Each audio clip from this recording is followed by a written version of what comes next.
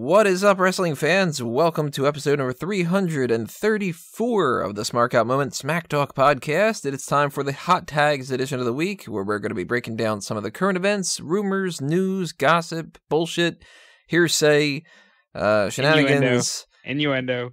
A little bit of innuendo, a little bit of scuttlebutt, pretty much anything else that we want to talk about in the world of professional wrestling and sports entertainment and whatever else comes to our mind from the past couple of days. Thanks for joining us for this edition. And who is going to be joining us? Well, I'm your host as always, Tony Mango, and we've got Robert DeFelice. Hello. And a first timer here, Jonathan Maldonado. What's up? A lot of things according to our truth. Or at least a lot of people. But, man, this is not the best week when it comes to hot tags. We had insanity for a while, and it was just, there's so many things to talk about. Then this week goes by, and here we are, Monday night, usual time to do the hot tags without needing that extra little break with the Superstar Shakeup, and it is a week. I guess you should say differently. Week. As you can tell, I'm still a little bit out of it from being so fucking overworked. I've forgotten so many things over the past bunch of days. I literally last night was at Outback, and I was looking at the menu going, I think I want to get that kind of a steak or whatever, and about 2 minutes into it, I went, oh, it says salmon. And I was like, I guess I'm not going to get that. And now that I brought that up, now I'm hungry for salmon. So this is how it's going to work here today. We're just what's going your to go-to order at Outback Steakhouse? Steak. Okay. Actually, I had a pretty decent meal last night. You got a loaded baked potato, sans the sour cream. Not a sour cream fan. You get 9-ounce sirloin, and I played it a little bit healthier last night. Normally, I go with the soup, that potato soup, because it's fucking awesome. But I thought, you know what, I'm just going to eat a lot of bread if I do that. So I ate their mixed veggies, and I was just like, I'm healthy today, you know. And then I ate a fucking parfait, and I was just like, no. You know? So you typically get a loaded potato and potato soup. Oh, yeah, because it's so good. Oh, man. A lot of potatoes. A lot of starch. I'm a starch guy. Tony Starch. As you can tell, this is one of those weeks. So this originally was going to start off with the main topic being the thoughts on the regular WWE Network special. Every week there's another special, and it's usually Ride Along or I don't know why I was going to go with Swerved there. Swerved hasn't been around in like 3 years. Well, because they showed the commercial right before. Oh, that's right. They did show thing. that. Maybe that is just subconsciously packing away at my brain. But this week, Bruno Sammartino had passed away. We talked about this before. So they decided that they were going to do a tribute. And we tried to watch this, and it's just not for us. So if you're a historian, then you know what you need to know. Mm-hmm. You know? What else can you say? That's the thing, is if you are into this, it seemed like I watched about half of it, and I don't really follow a lot of that old-timey wrestling stuff. Just not my thing. You know, some people are like, man, I really love ECW. And I was like, I was always WWE guy. Some people are hardcore, like, Smoky Mountain is the best, and I'll watch anything, or AWA, or, you know, AAA, like, anything like that. You've got your favorites and your things you don't like as much and stuff, and the old school wrestling has just never been something for me. And when you start talking about just like, you know, hey, it's Buddy Rogers here, and he's gonna tackle him and do that kind of thing, I'm just like, I kind of don't care. And Bruno's got a good enough story that I can see like some interest in it and stuff. And I know it sounds like sacrilege to say that kind of stuff about the longest reigning champion who just passed away, but I really wasn't all that into it, so I kind of shut it off. And I might put it on later on when I go to sleep. But I also have a lot of stuff to catch up on. You know, Batman Ninja's coming out. I'm going to watch that. I still am behind on, like, Marvel's Agents of S.H.I.E.L.D., and I didn't watch Brooklyn Nine-Nine yet, so I'd rather, like, chuckle at Brooklyn Nine-Nine than to kind of watch something about, like, Nazi Germany. You know? It's just me, so. Spoiler, the Nazis are the heels, you know? At the very least in this case. I don't know. There might be some movie out there or some documentary where it might not be. But standard, typical plot, That's awful to say. Now, if you guys watch this, anybody listening to this, and you think that there's anything in particular that was interesting, drop a comment below. Tell us what we're missing out on, because then maybe we'll think twice about it and stuff. And if you hate us for it, because we started off the podcast already saying something that was already offensive, then you clearly have never listened to this before. And listen, unlike Tony, I am an old-timey wrestling guy, but I've already seen what I need to see on Bruno, so at 11:30 at night, I think it was pretty safe to say I didn't need to finish it right then and there. I'm not an old-timey anything guy. I don't have a mustache. I don't, I tried to watch this, but WWE Network won't let me. Yeah, you were having just media like not found. Just media not found that was popping up. So Yeah, I tried to watch on my PlayStation. It was like error, video cannot be shown. So I knew immediately, okay, go on the computer because the apps are being stupid. Yeah, I had no issue with it, but that doesn't really help. It didn't make it more interesting. I'll end up like jinxing myself by saying that too. When the greatest Royal Rumble comes out, I'm gonna have like so many issues, I'm sure. And then you're going to need to cover it, and then you're going to be fucked. Yep, that'll happen.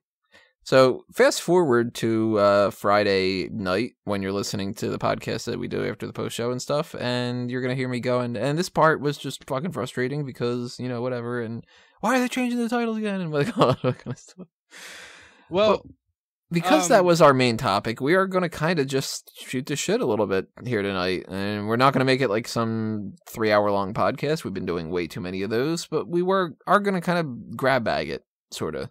Because actually some of the other topics that were in like the, I don't know, I was going to go with bag again, but in the realm of things that we were going to potentially talk about, some of them are still not even anything we could talk about. Like, for instance, if we're talking WWE Network Specials, they announced that they were going to have a brand new show, WWE Marquee Matches.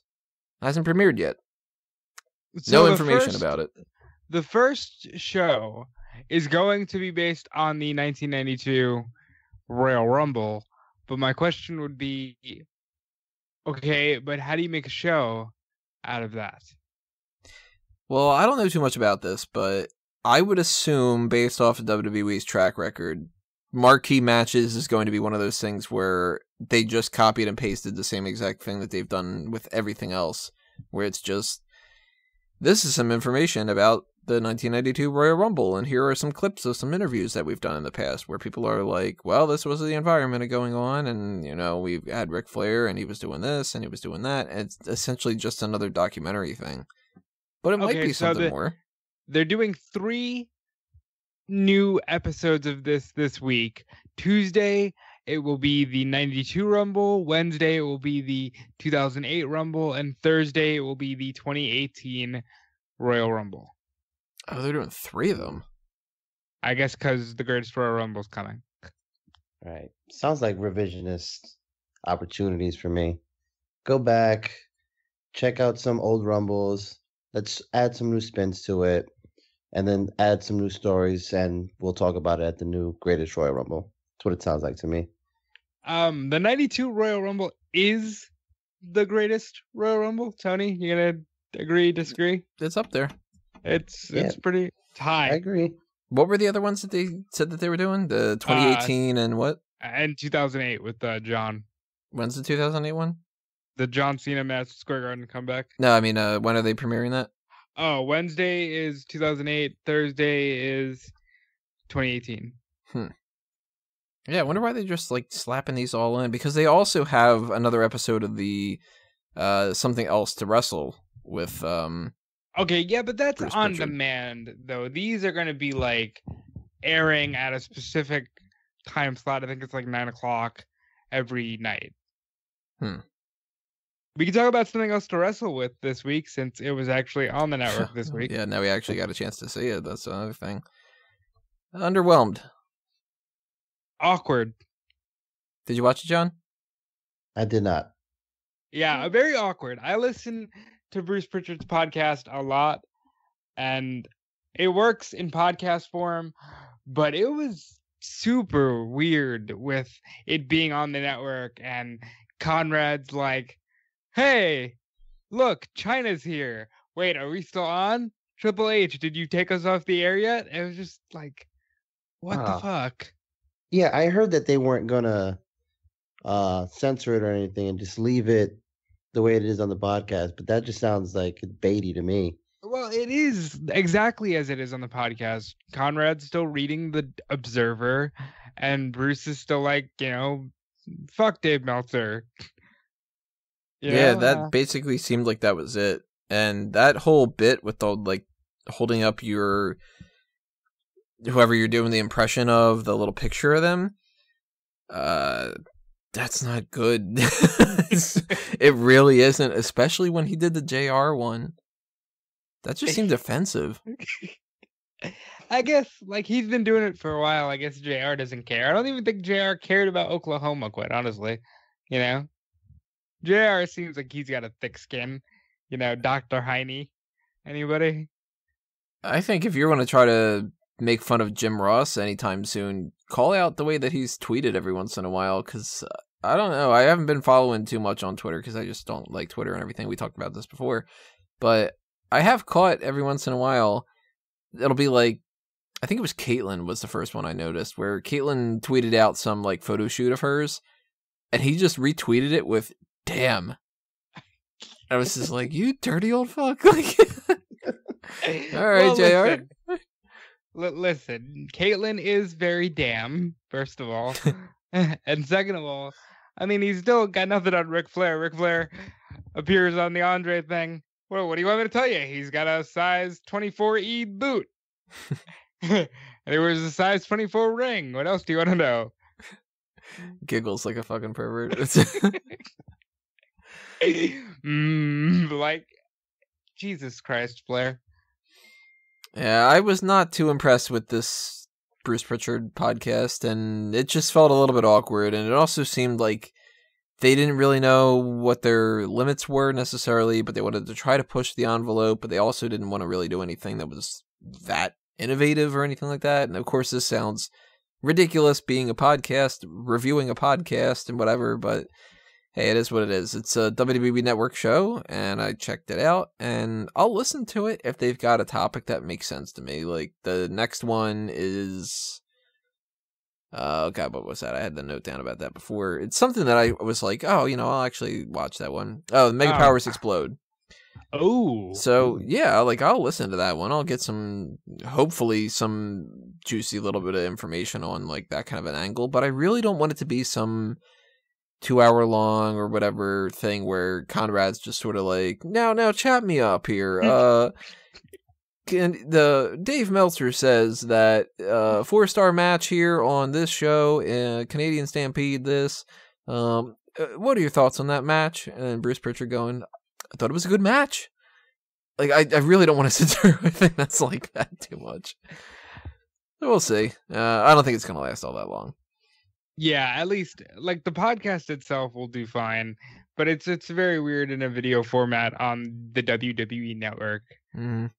And we'll see what this Marquee Matches thing is. Maybe it's interesting, or maybe it's just like WWE rivalries, or the plethora of interview-based content that they have, which is the cheapest thing for them to do. And it's always just like, we have a brand new show. This one, we talk about stuff.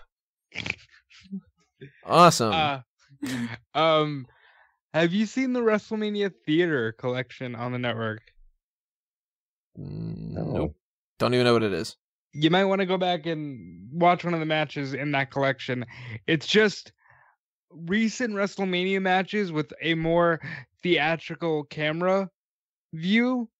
It makes the matches a little bit more interesting to watch and gives you a different viewpoint on them. Like that old Power Rangers reboot where they added like all those like pow like type of 1960s Batman things.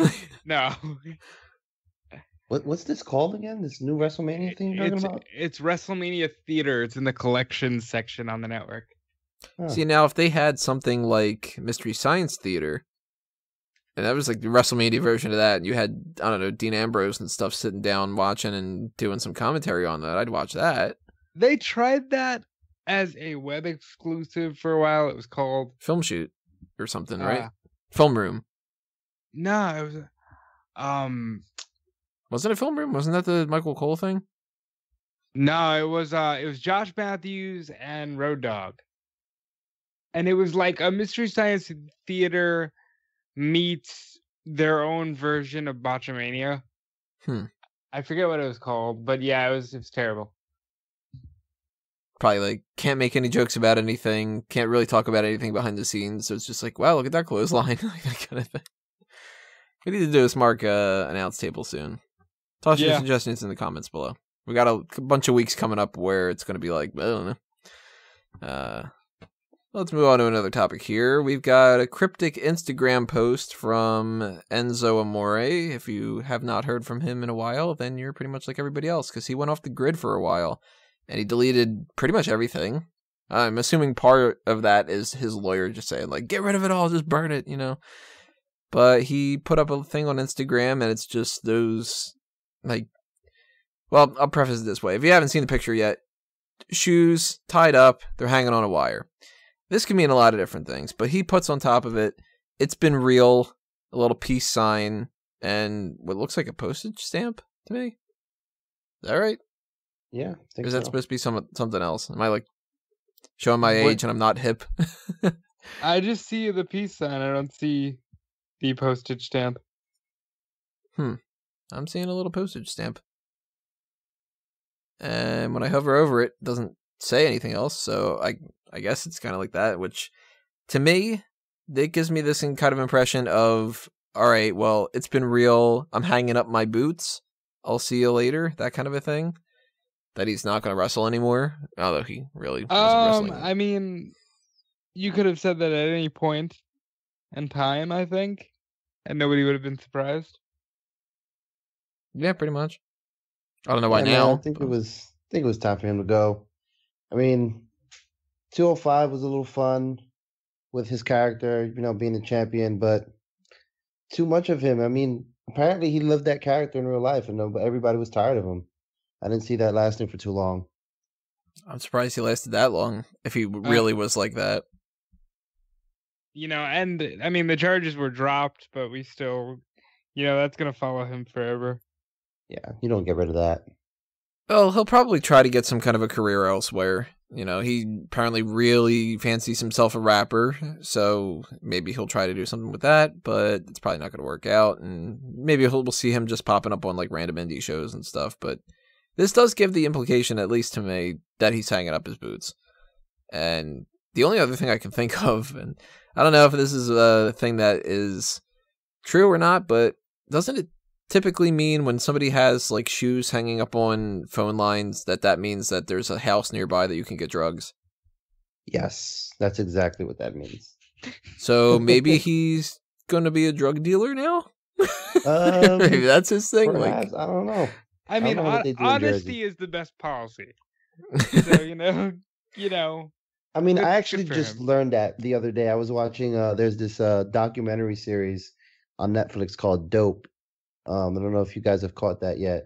But there was a pair of white Nike Uptowns hanging from a phone wire. And apparently that symbolized this is either where somebody got caught or where some drugs were getting dealt.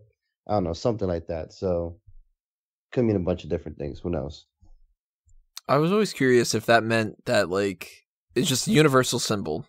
You know, shoes equals drugs somewhere in vicinity. Or if it's kind of one of those things where it's like, well, those are more clogs, so I don't like that kind of choice of drug. Like, kind of real specific. Like, some guy's like trying to get, like, I don't know, heroin or something like that, and he's like driving down the street and he's like, damn, black sneakers. I need to get like green ones. Well, I guess green ones would probably be weed. You know what I mean? Like, I live in the Bronx, and certain neighborhoods there are places where there are a lot of sneakers on one phone line, and I don't know if that means that it like this is better drugs over here, or like there's a lot of variety. So if that's the case, you know, I'm at a loss for what that means. So I'm really interested to know what multiple sneakers mean. That's just like a plantation worth of stuff, I guess. I don't know. If you know, drop a comment below and tell us. And use a fake name so you don't out yourself, I guess. I don't know. That's an interesting kind of story. With some other random things we got here. The Rock had a kid and Another turned girl. somebody down for prom or something. Yeah, he some girl I guess posted a video, was like, I'd love to go to the prom with The Rock, and The Rock actually sent a video back, and they sent it to the girl cried. It was cute. It's The Rock's a very people person. He is the people's champion after all. She Dude, I cried wasn't even 'cause, aware that he was in a relationship. I was actually just having a conversation with some coworkers the other day about him and how much money he makes in Hollywood and whatnot. We were like, is he married? Does he have a girlfriend?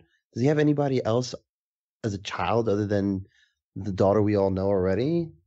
And apparently this is his third daughter, and I didn't even know. So dude does a really good job of keeping that on the down low. Well, the first daughter was the one he had with his ex-wife, now still business partner. Right. She's, what is she, 18? she's she's somewhere older. around there. She was on Raw recently, wasn't she? She was at Mania as well. Oh, Mania. ringside. That's right. Yeah. Yeah, she's always there with her grandmother. They were cheering on Nia Jax. Right. She seemed like most girls. Yeah. Nia, however, is not. And the No. second child, he just had a couple years ago with this woman, who I forget her name right now. Yeah, never been much for Lauren celebrity gossip and dating and stuff. So a lot of times when it's like, did you hear so and so broke up? And I'm like, that they're a thing, okay, So I never really paid too much attention to what The Rock's been up to. I know he broke up with Vin Diesel at the very least. So. Speaking of Vin Diesel, that was the only daughter I knew, that Fast and the Furious movie where he breaks his cast by just flexing his muscle in the hospital room, and then he drives a car through a building. Was that him or one of the other cast members? It was Ludacris. I don't know. It's probably all of them at some point. Yeah. It sounds like I've never seen a single Fast and the Furious movie, and I kind of feel like if I did, that it would just maybe if I binge watched all of them, I would just sort of get one big takeaway, and it would just be just kind of one of those things. And then family over and over again. So the prom thing was just sorry, I can't actually go to prom. I'm famous and you're not, but here's some tickets to Rampage, right? Wasn't that that kind of a thing? Didn't he invite her to see Rampage or something? Or Skyscraper? Or I mean, did she get a prom date, or is that a way of getting another type of date? How does that work? Maybe he sent her a pet rock. It'd be pretty bad if it was true, but why not? That's what I would do if I was a celebrity and I was total dick like that. Just kind of be turn into this kid, make an ass of everything, and then be yeah, don't send me a prom request anymore. What else we got here? Blah, blah, blah, blah, blah. I didn't have too many notes down because this is kind of a grab bag situation. Oh, okay, here's one. Harry Smith kind of got into a little bit of a situation at WrestleCon. He threw coffee at Jake Roberts, and now he's wanted for battery for it. That's a thing. Good old Davey Boy Smith Jr. I think that the reason why, if I remember correctly, that he had said he did this was he was mad at Jake the Snake for something he had said about Davey Boy. Am I good now? I was having a little technical difficulties. It sounds like it is because you popped in the middle of there as so, Yeah. he just got converted over from a transformer to a real boy. Yeah, yeah. Connection cut out real bad there. Did you guys already move on from The Rock? Yeah. Yep. We were on Jake the Snake. Oh, oof. How's that for a transition? Well, we should have gone from Enzo and the drugs to Jake the Snake. What? He actually recently did a meet and greet in New York at a House of Glory show. Guess it's one of the ways that they got some ticket sales out there. Jake the Snake did? Yeah. With Mean Gene Okerlund as well. Of there. course, why not? House of Glory doesn't need the Legends gimmicks don't. to pop really some don't. sales, but I'm sure it doesn't hurt. What do you guys think about this whole WrestleCon thing? Because we don't know all the details necessarily, and maybe Jake the Snake did provoke something or whatever, but... Can you backtrack and give me the details? From what I know, Davey Boy Smith Jr., Harry Smith, threw coffee at Jake the Snake, and he's wanted for battery now, and the reason why he said that is, that he did that is because Jake the Snake had said something derogatory about Bulldog. But I believe it 100%. I don't know why that would be made up. You understand what I mean? People always want to look for the conspiracy theory. I can't see Harry Smith being like, you know what I feel like doing today? Throwing coffee on Jake the Snake Roberts. Well, see, I don't know. I think it could be a little bit more difficult than that.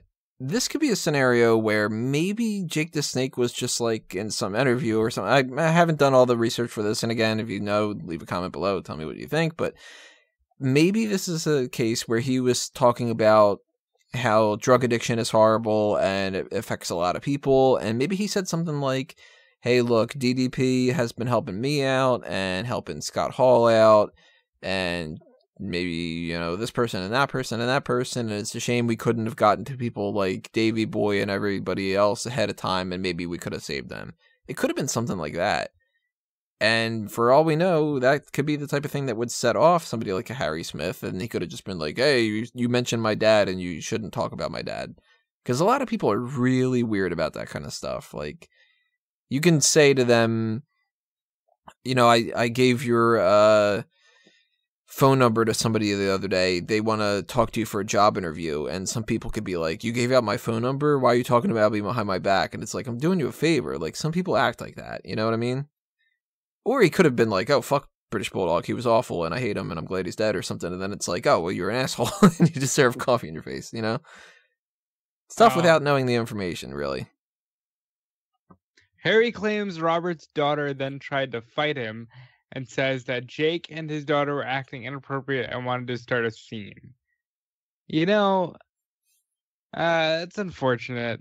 I always get bummed out when I hear that, like, Jake is, you know, on some type of scene, or when you hear that, you know, Scott Hall fell off the wagon, or just anything unfortunate about these legends that we hear are actually making a turnaround. You know, it's sad. Yeah. Can't disagree. The only other topic that I have written down here, and this just opens it up to a couple other things.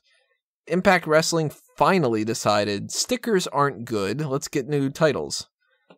And they don't look that bad, admittedly. They look really good.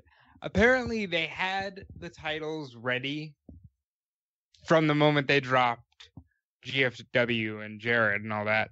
But they wanted to wait for the pay-per-view because it just would have been a bigger moment. Is that why they called it Redemption?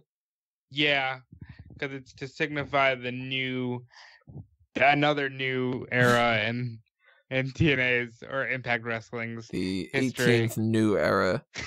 This one will work, they said for the 15th time. How many does Austin Aries get to bring around with him? Well, he lost the Impact Heavyweight title to Pentagon Jr. of Lucha Underground. So right now, TNA's kind of co-promoting with Lucha Underground, and they took the next step in that by having Pentagon Jr. win the title last night in a triple threat that he wasn't even supposed to be in, because it was supposed to be Aries versus El Patron, right? El Patron, and Patron no-showed the Lucha Underground thing. So they went with this, and I guess they're just trying to spark something by having Pentagon win. I don't know. I will say, for what it's worth, the Redemption pay-per-view was probably the finest showing of TNA in at least the last couple of years. It was pro wrestling as you expected in North America, at least as it has been, you know, since the Attitude Era. Good stuff, except I don't like Pentagon winning the title because I just want them to have a stable top of the card. You know what I mean? I have no idea what went on this show. I know Tessa Blanchard showed up. Yeah, I by the know way, that Pentagon was somebody who I don't really know, and that my gut instinct was to just try to figure out a way to make like octagon, hexagon type jokes, and that these titles are blue as shit. That's all I know about this event. It's a pretty blue. I mean, it's attractive. I'm not opposed to the blue. I think it's a little bit overdone, but I do not like these owls. Well, Anthem. Tony. I know, but it's like, do you need to have owls all over the place? Like, the owl is it's their brand, it's their symbol. They tried to have the owl start the shows when they first switched over to Anthem. See, that's why I like the Knockouts one the best, because the owl is just like in like the little side plate kind of things. It's got like a star kind of pattern or whatever like that, and you know that one looks good. But there's a little bit of like the tag team one in particular. There's a lot of owls in that, and it kind of reminds me a little bit of just like I hate the WWE tag team titles. I hate those like Sentinel kind of designs. Oh, that's so awful. So you've got like in WWE, apparently it means tag team when you've got two like Spartans, and in Impact it means tag team when you have two owls. Just strikes me like that, and that kind of drives me nuts a little bit. But Tony, it is better. How many more new eras does it take to get to the final end of TNA wrestling? More than 3 in a bite. That's for sure. And for the first time in a while, we're talking about food, and I do not really feel like eating a Tootsie Pop right now. That didn't translate as much. I've never been a fan, but TNA had new tag team champions as well, with Scott Steiner and Eli Drake. Now, Scott Steiner? Scott Steiner. Steiner is a champion in 2018. Let that sink in, ladies and gentlemen. Hold on, because that's not the best thing he did that night. Petey Williams was cutting a promo, and I don't know if you guys know, but 10 years ago, Petey Williams was Scott Steiner's little sidekick, and he was like mini Scott Steiner. And there's also the famous TNA promo of the Scott Steiner math with the fucking love it. Yeah, okay. So Petey was challenging Matt Sydal, former Evan Bourne, for the X Division title, and Matt Sydal will no longer be, I guess, getting advice from Josh Matthews. So Petey Williams is doing Scott Steiner math. He's like, you take out Josh Matthews, my odds have now increased 66 2/3%. And Scott Steiner comes up to him and he goes, hey, forget your Canadian math. Listen, the best chance you ever had was when you looked like me. The best time in your career was when you looked like me. The most you ever made love to your wife was when you looked like me. I bet she misses me, doesn't she? And then Petey goes, hey, Scott, why don't we go to Cracker Barrel after the show? You're on. Just bring your wife. And I'm like, what the hell just happened? But Scott Steiner is a treasure, and should he be a champion in 2018? No, but, you know, same could be argued for Brock Lesnar. Well, where's the Grand Championship in all this? It's around Austin Aries. How come that didn't get a new belt? Because that one actually looks good, and looked good for a while. But shouldn't they just give it another one of those just to kind of match all the blue design and all that kind of stuff? Because that doesn't have a whole lot of blue in it, if I remember correctly. Well, it's got the Impact logo, and I think it's like a silvery kind of hexagon because there's 6 sides. Still my favorite name for a championship. Yeah, it's a really good looking title too. I think they should just have that as the world title, but you know they don't want to. Well, it's better than when they had the Global Championship and the Legends Championship and the King of the Mountain Championship and the TV Championship and the. And those are all the same belt, by the way. Yep. Still don't quite understand what the hell the X division is supposed to be anyway, though. I know it's like cruiserweight. It's not about weight limits, Tony. It's about no limits. Damn it. Anybody can be X Division champion. So it's any title. It's the same as anything else. Except not anymore, because I think they actually put a weight limit on it. So it's the no limit thing with the limits on it. That's not for anybody, but it's for specific people. But anybody can do it. XXXXXX. It's just like, but let's be honest. They just really like name. The label to X things. That's X, it. Yeah, but I'm surprised they haven't done away with it, because X Division and the emphasis on the letter X is a very early 2000s thing. You know, like everything was extreme, and I'm just surprised they haven't done away with that. Check that on the next reboot of Impact. Well, but then again, Vince kept the XFL, so, you know, I guess it just works for some people. Maybe those are going to be the new people that can win the X Division title. Only X Division people from XFL can win it. Yeah, but they're going to put the X Division title in the middle of the field, and you got to do a scramble for it. That would be amazing. That's football I would watch. What else is there to talk about? I mean, anybody have any ideas of something to toss out there? We got, it's about like we've done about a half an hour's worth of this, but we got a little bit of time to bullshit or something. Why not? This is a pretty weak addition to Hot Tags, and people listening are probably going to be like, that's it. Well, you're getting 2 more podcasts later on this week, everybody, so keep that in mind, too. And they're going to be a lot more heavy. Yeah, for 6 hours of a second Royal Rumble. Since I didn't get to say it during the Rock thing, I think the funniest thing on Raw tonight was when they showed the Rock, and Corey's like, wait a minute. Somebody tell me why the Rock is in a hospital bed without a shirt on. He didn't just give birth. I love that line. That was great.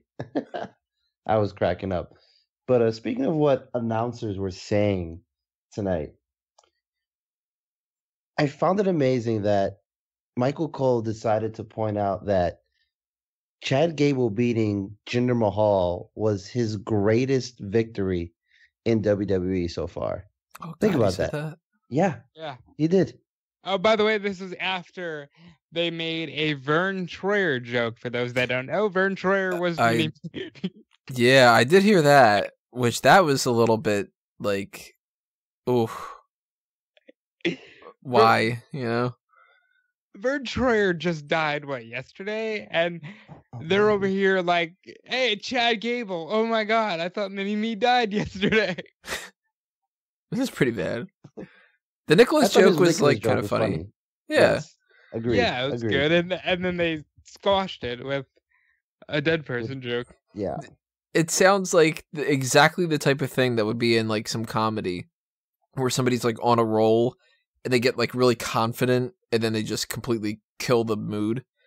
So it's like Jinder Mahal sitting there like, you remind me of like that little kid. And then there's like, a bunch of people like, he's so tiny and whatever like that. And it's like, he like, boasts himself up a little bit. And he's like, yeah, I'm pretty fucking funny, aren't I? And that dead midget. And then it's like, fuck you. Like, like that kind of thing. What? It's yesterday. Too soon? Like that kind of thing. Like, oh, God. That felt just strangely out of place to me. I did not understand that at all. I'm surprised they didn't apologize for it either. Usually when they do stuff like this, they apologize in 20 seconds. But maybe they will. Maybe like they'll have some kind of backlash and send out some tweet. No, Tony, Backlash is next Sunday. Not this Sunday. It might as well be. I didn't catch the thing about the greatest win being over Jinder Mahal though. That's pretty bad. They were marking out like if he just beat John Cena. Yeah, no, Cole was like Rob said, he was marking out a little bit on that. Biggest win of Gable's career. And it was like, I get it. He's a former WWE champion. They're gonna say that for any former champ who gets beaten by a relative newcomer. But even more interesting, I think, about Chad Gable today, that he came out to the American Alpha theme. Yeah, they're not giving him a new theme. They're just gonna have him come out to that weird American Alpha theme. Do they put him back together? I mean, they're on the same show now. No, I think they have to at some point. They flat out said, "I'm not bringing you on Raw to team with Jason Jordan." Although there was 3 references to Jason Jordan tonight, so he's definitely coming back. Well, here's where I'm thinking they're going with him, and maybe it happens sooner, maybe it happens later. I'm kind of assuming that the way that they were setting up a little bit tonight with Kurt Angle and stuff, we might get Jason Jordan and Kurt Angle against Kevin Owens and Sami Zayn down the line. I really don't want to see that. Well, you half predicted that for Mania with Jason and Kurt versus Kevin and Triple H, and yeah, good for you, Tony. At this point, I already saw the general manager storyline. I don't want to see it again, but I think we're going to get that. And I would not be shocked at all if they either go with Chad Gable versus Jason Jordan as a feud, or if they do pair him back up. Because even though they said that's not going to be the case, they did just turn Gable babyface. And Jason Jordan's sort of... he's a babyface that's not getting over as a babyface, but he's had a little bit of time off, and if they don't push him the same way, maybe he does come back as a babyface, maybe he doesn't. Maybe that's how they do turn him, by having him team up with Gable again, and people can actually cheer them. I could see that being the case. Because what else is Jason Jordan going to do, you know? I mean, I love the idea of those two feuding. I mean, in ring, it would be incredible. Both of them are magicians in the ring when they're together. So I can only imagine against each other. That would be great. I really like both of them. And I think Gable has sort of that Kurt Angle corniness from when he's first started. And I think, pairing them off personality-wise, we didn't get to see that too much when they were a tag team. You put them against each other, you start to get their personalities clashing against each other. I think you got a little something going on there with Jason Jordan and Chad Gable.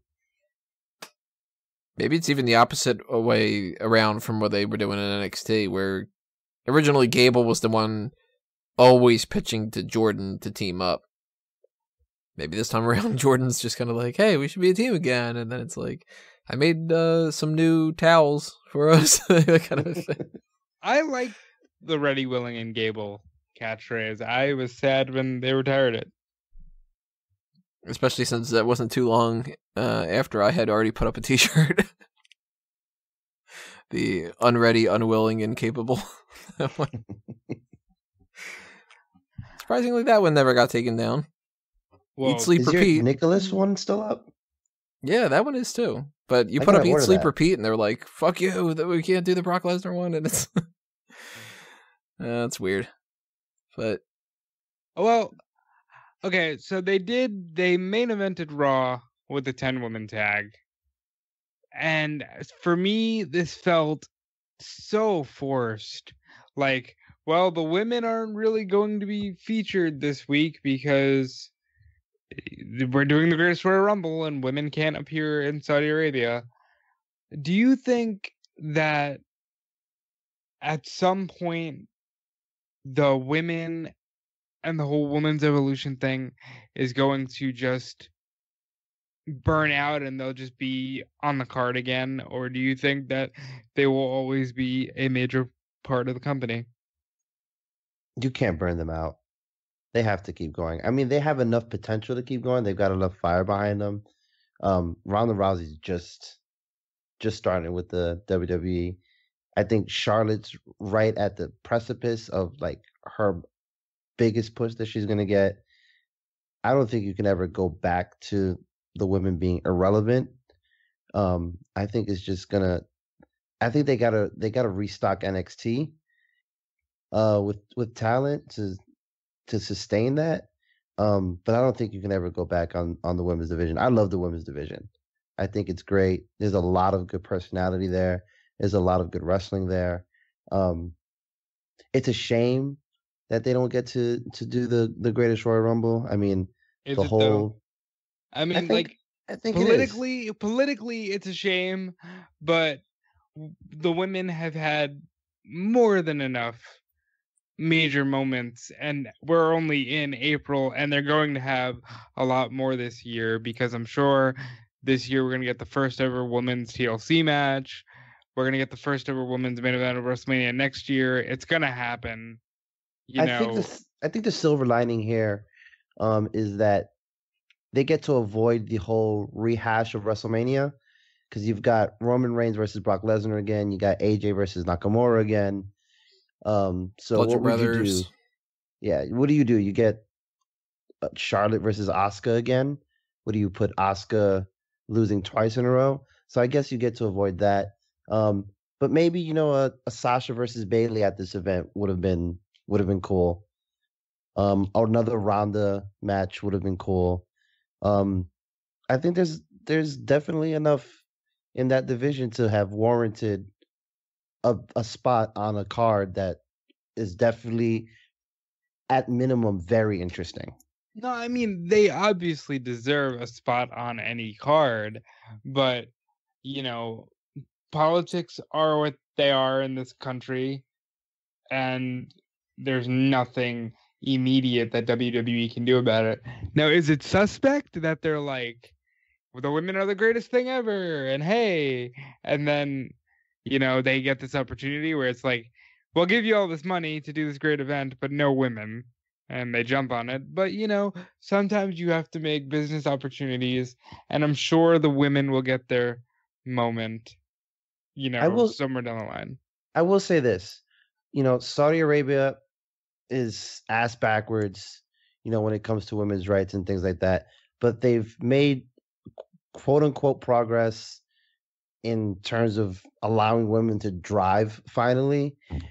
I think with this whole entertainment broadly push that they have going out there, I think eventually Saudi Arabia might realize that they're going to tap out of certain types of entertainment and they're going to need women, to entertain. And if that does eventually start happening, I think the WWE might be the first place that you turn to put women in a marquee entertainment position, in that country.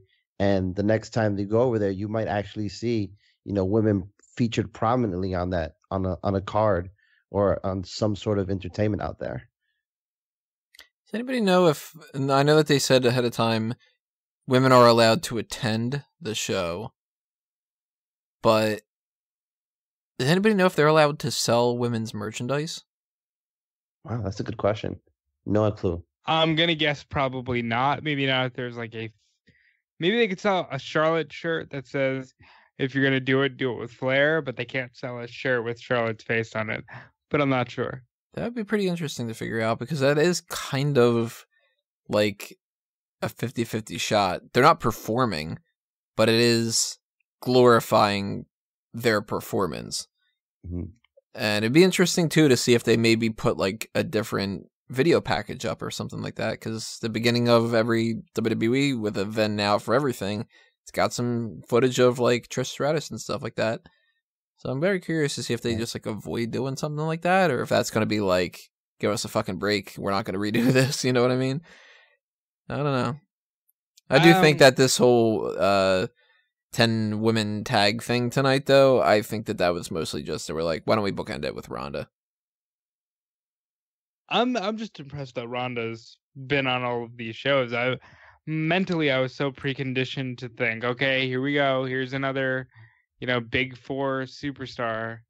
And no, she's been on every Raw. I agree. I like seeing her on every Raw. I mean, I was just watching the Andre the Giant documentary. And one of the quotes that I remember the most was saying that they just couldn't put him on all the time because people get tired of him. And that made me think of Rhonda a little bit in terms of how often can you put Rhonda on before people get bored. I think they're just going to have her in little segments like that here and there, and probably limit her matches to pay-per-views for her first, few months to a year. Maybe a spot here and there on a Raw. But I do think, how often can you put Rhonda out there right now before fans start to be like, all right, she's just another part of the roster and she's not really anything special. My argument to this would be Stone Cold Steve Austin. Like, yeah, maybe with Hogan and Andre, that philosophy held true, but Austin was on every Monday night and nobody got sick of that. And that was for a good 3 years and beyond, if you want to count his time as just an authority figure, coming on TV, giving people the stunner. I don't think if you book it right and you show it as important, there's no reason that the people that are being presented as part-time because they need to be to preserve their character can't be full-time and still entertaining. I think the big test is going to be Backlash, because right now they don't have much of a card, and they're going to have to rush it next week. And we don't have that whole lot of spots for everything. You know, we got, for instance, a Universal Championship on the line, potentially, maybe not. Sort of depends. It depends. I mean, if Roman Reigns wins, then it's Samoa Joe and him. But if he doesn't, then Brock just fucks off and doesn't show up. Don't hold your breath. We got WWE Championship more than likely on the line at Backlash. We've got the Intercontinental, the United States. We got the 2 different tag titles, the Raw Women's, the SmackDown Women's, Cruiserweight, and then a bunch of feuds and stuff like that. And there's not a whole lot of room to put other things on there, but at the same time, you would think that they would want to put a Ronda Rousey thing in there. And I don't know if this is going to be one of those things where these co-branded pay-per-views are going to get like really tight for somebody like a Ronda Rousey. They might not want her on every pay-per-view, because if she's just fighting Mickie James, then does it really matter all that much? And are they going to cut out a championship for it or something? You know what I mean? That's going to be a tough call. And hey, you really want to make a statement that she's like everybody else? Put her on the pre-show. Yeah, if you wanted to. I mean, they're totally not going to, but you know, it'll be interesting how they do that, because actually it'll be more interesting when it comes to, what is it, Extreme Rules that comes next after that? Yeah. Yeah.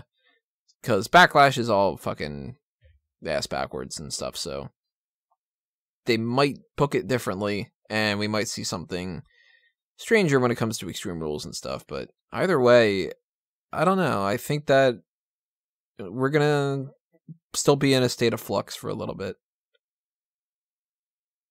Well, all right, I guess in keeping with like news about the Greatest Royal Rumble, the 8 winners of the Saudi Arabian tryouts were revealed, and I skimmed over the names, and it looked like there was a lot of MMA people. There was one guy who even said that he trained with Dory Funk Jr.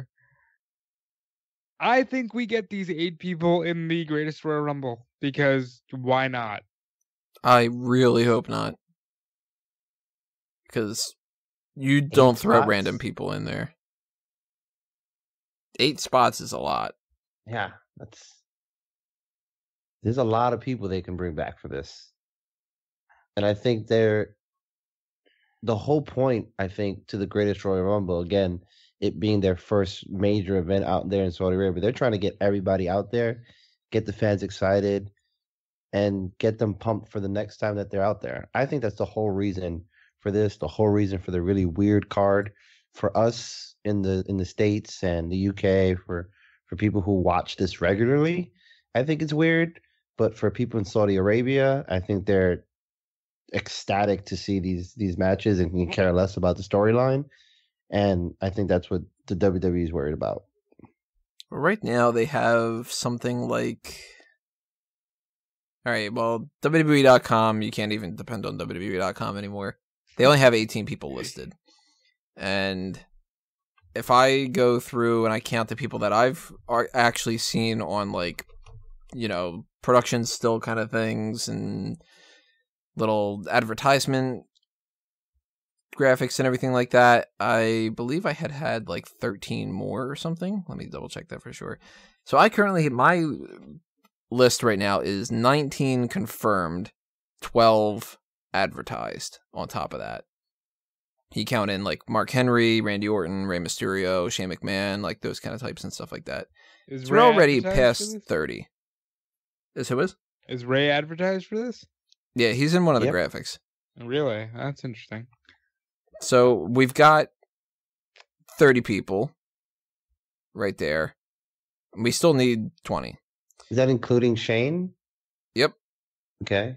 But it's not including a couple other people. Like, well, I'm assuming that, you know, anyone that's on the card, including like Cena, Triple H, Undertaker, will likely be in this Royal Rumble. I'm thinking probably most of them. I don't really think that all of them will. But there's also plenty of other people, too. The Revival and, you know, other names and stuff like that. We'll get into some of this more when it comes to Greatest Royal Rumble talk a little bit later on. But as far as hot tags go, the people that did the tryout, I don't imagine that they're going to be a part of this. I think that was just sort of the same thing that they did when they went to China, and the same thing that they've gone when they've gone like a bunch of other places. It was like, let's take a look at a bunch of people in the area. Maybe we'll sign our first Saudi Arabian star, like that kind of thing. Actually, have there been any other ones? No, this is a first time thing. Yeah, so I think that's more so just like we should diversify and we should bring a bunch of people in there. And I can't imagine them actually wrestling, because if they did a tryout, how can they trust them to wrestle? You know. So interesting. Jericho was interviewed by Kid Cadet, and he was just kind of talking about, you know, the whole Undertaker change. And he's like, yeah, they asked me to come back for the Rumble.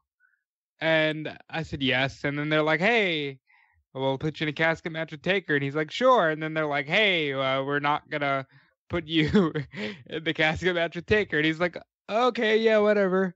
And he basically said, you know, that's how WWE is. They jumped the gun, I guess, by immediately announcing that he was replacing Rusev. But, you know, he went with Jericho goes with the flow. So does Rusev. Undertaker being in a casket match is noteworthy in itself. I don't think it matters who he'll be in the casket match with.